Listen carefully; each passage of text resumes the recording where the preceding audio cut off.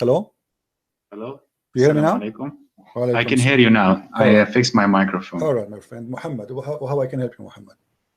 Yeah, so I've been listening to your YouTube channel for about a month, and I always finish the whole 1.5 hour or 2 hours that you've been talking about the religion Islam. And it seems that you are very educated, and I have done some research about you. It seems that you are very knowledgeable about the topic.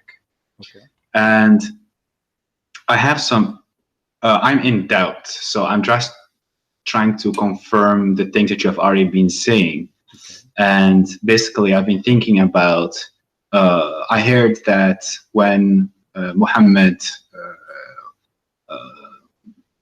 made up the Quran, it never got written down until he died many years afterwards. Is this true? Correct. Because I can't. Correct. Okay, this is correct. Yeah. Do you know? And but do you know why? Do you know why this happened? From what I know, it seems that he didn't really give a shit. And no. You see, in chapter, let us use a good words, the good language. Okay, sorry. Chapter Excuse 75, me. chapter 75, verse number 17. It says, "Inna alayna jam'uhu wa Qur'anahu." Allah said, supposedly, that it is the duty of Allah to collect the Quran and to recite the Quran, not the duty of any human being. This is why, in the beginning, the Muslims, they never collected the Quran, because simply this was really the duty of Allah. Okay. That's very interesting. Yeah. This is the first time I hear you talking about it as well. I don't Well, I don't talk about everything I know, my friend. I'm like, you know, like go to the library. Unless you touch the book, you open it, you don't see what is inside, right? So you mention a topic, so we go there. So now here you notice here that Muhammad is claiming that the one who collect the Quran, it should be Allah. But this is proof Islam to be false, because never the Quran collected by Allah. Okay.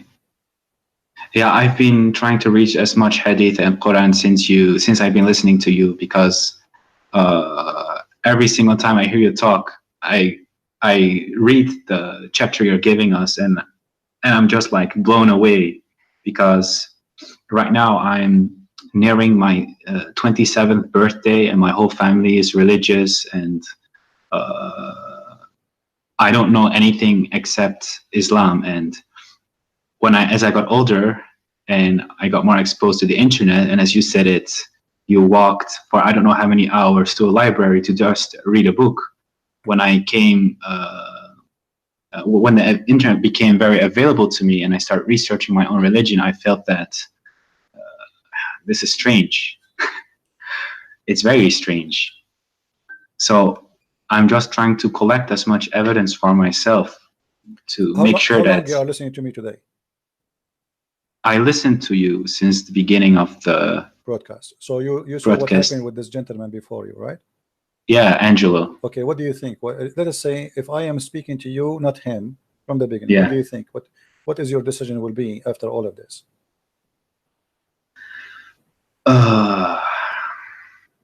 It seems that every single thing that you point out is accurate. I cannot deny it, because it's plainly written there, and I can understand Arabic a little bit, but when I go by word for word and I read what's there, it says just exactly how you say it. Some things get lost in translation. It almost seems that somebody is trying to cover up someone's behind, because there are a lot of mistakes. So what that will lead you, my friend? You are you know, you are a smart person. You are watching, you are seeing. I never said something without showing proof, correct? Yes. And all is from Islamic website, Islamic translation, Islamic print, Islamic reference.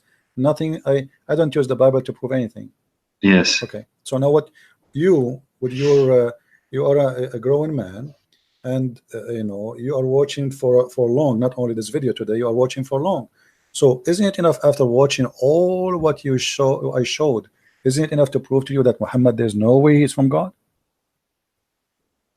That's true, but I have a lot of family members who I have discussions with, and sometimes it gets quite heated, and then I try to help others as well, and I try to see whatever I think is wrong or right. And it seems that sometimes they are still trying to, I mean, they're still able to convince me somehow. Okay, like how? Give me an example how they can convince you. Like what?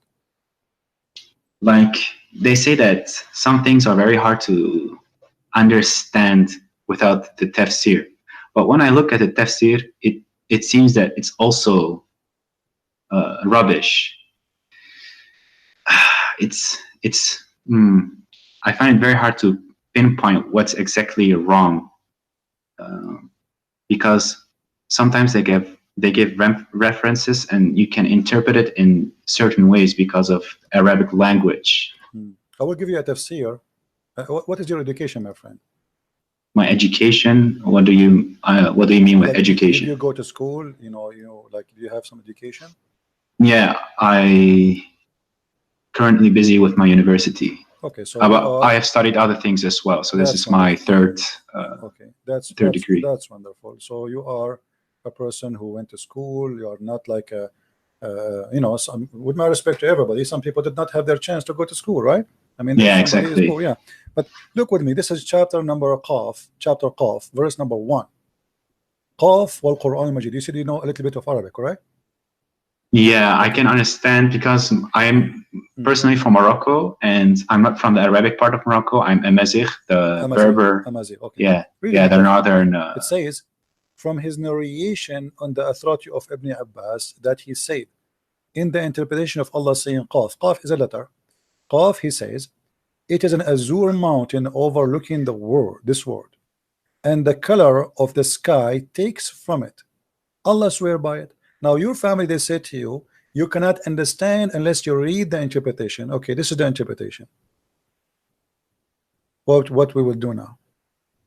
There's a mountain surrounding the earth, and it's blue, and the sky taking its color from it. Yeah, this is strange. Exactly how you point out many things. This is also what I stumble upon, and I notice that it's very incorrect and it makes no sense. I don't know what I need to do with this kind of piece of information that somebody spent so much time making this up. Very confusing. And there is no reason for somebody as a Muslim to lie about his religion, right? I mean, those are scholars, those are not Christians, right? Yeah, and exactly. Yeah. So if we go and have you ever heard of a scholar? His name is Ibn Kathir. Yeah, Ibn Kathir, I know him. Yeah. Okay, who is Ibn Kathir? Muslim, they say, some of them, they say that Ibn Kathir is a very big scholar, but you will notice that the Muslims, when they want, they like Ibn Kathir. When they want, they don't want Ibn Kathir. Have you ever heard of a chapter? It's called Al-Qalam. Not sure. Maybe I know the what's written inside, but not necessarily the chapter name. Let me show you the verses. Chapter 68, verse number 1. Have you ever read this verse? I probably have read it, but sometimes, also when I was younger, I was reading Quran the whole time, but Arabic's not my primary language. Okay. So I read it without knowing what it actually says. Okay. Well, if we go, let us see if we can get the interpretation for it in English. This is a chapter 68, verse number 1. Let us go here.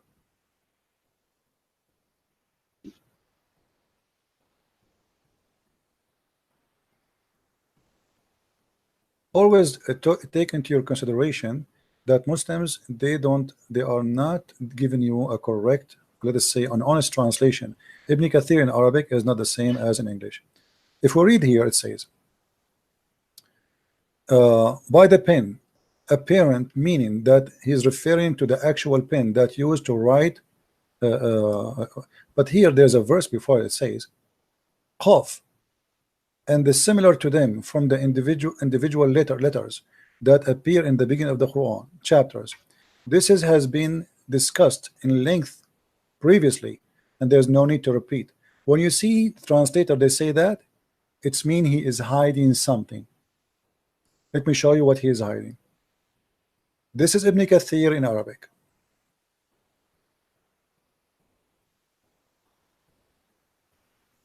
It says here, and this is the official government website of the Kingdom of Saudi Arabia. And here you notice how they lie and they fabricate in the translation. It says,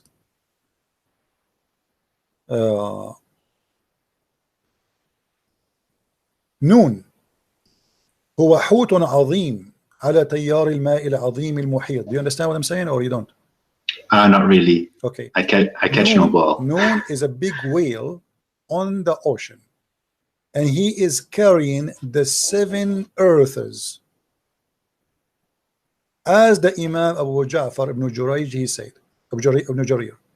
And then he continue, says, Allah, he created Noon, and he made the steam go up, and then from there he opened a hole in the sky, and he made the earth flat, and all of this in the top of the whale Noon. And then Noon, he start moving, so the earth start moving and shaking. So Allah, he decided to put mountains in the top of the earth, so the earth will not move. Where we can find that in the English translation? It's gone. Period.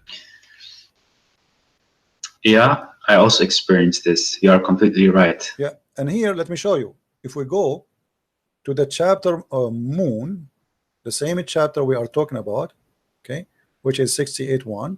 If we go here,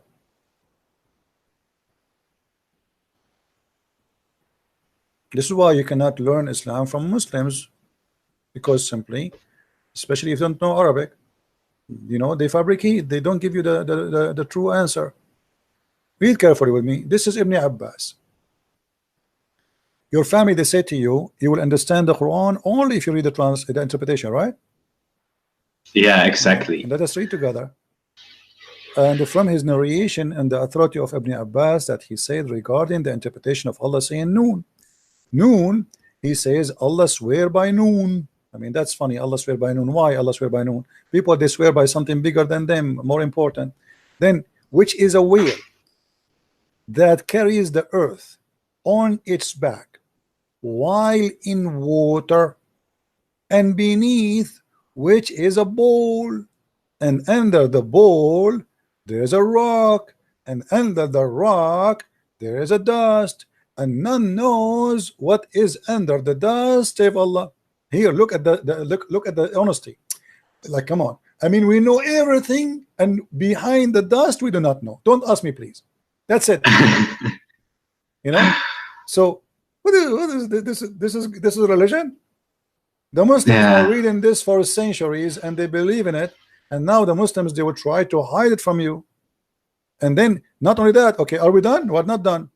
The name of the whale is Luwish, not Luwish Farrakhan. This is different Luwish, and it said it is Lotaya. The name of the bull is Bahamut, and some they say it is Talahut or Liwana. I mean, look how many names already. I mean, they are not sure. And the whale is in the sea called Adwad, and it's like a small ball in a huge sea. The sea is in a Hollywood rock, whereby there's 4,000 cracks. Amen. They knew even how many cracks there. And until now, science could not dive to the deep ocean, but the Muslims, they dive already, and they count the crack in the ground. And then from each crack, water spring coming out from the earth. And it's, are we done? No, we are not done. And it's also said that Noon is one of the name of Allah. Like, what the heck? A second he was a whale, now it's a name of Allah. I'm writing this down. This is the most interesting bedtime story I've seen past months. I've been listening to you. Well, my friend, keep listening, and you will hear every day a story. Islam is nothing but a madness. And you know, look, I mean, the story continue. But you see how they hide in the translation in Ibn Kathir. In Ibn Kathir in English, we cannot find this. We can find it only in Arabic. So you need to ask yourself, why the one who translated the interpretation, he did not translate? Because it's very embarrassing. This is obviously, it's very embarrassing. So we cannot translate that to you. Otherwise, everybody will laugh at us. Yeah. Oh my God, man! This is like a whole new level of stupidity. I mean, most of the time I lay in my bed and I hear your stories, and I'm close my eyes, I off my phone, I can hear you talk, and I laugh sometimes because it gets so hilarious. But the more I keep digging, the more I feel that there is no. So my friend, you just called Islam stupidity. So why you don't say I am out of Islam? Yeah, I think I just needed this confirmation. Okay, so I think I don't feel Muslim at all. So can you say I am out of Islam? Yeah, I can say it. I'm out of Islam, that's definitely. Beautiful, my friend. That's beautiful. I'm so happy for you. Very happy for you. Thank you. Now I want to ask you a question. What do you think about Christianity?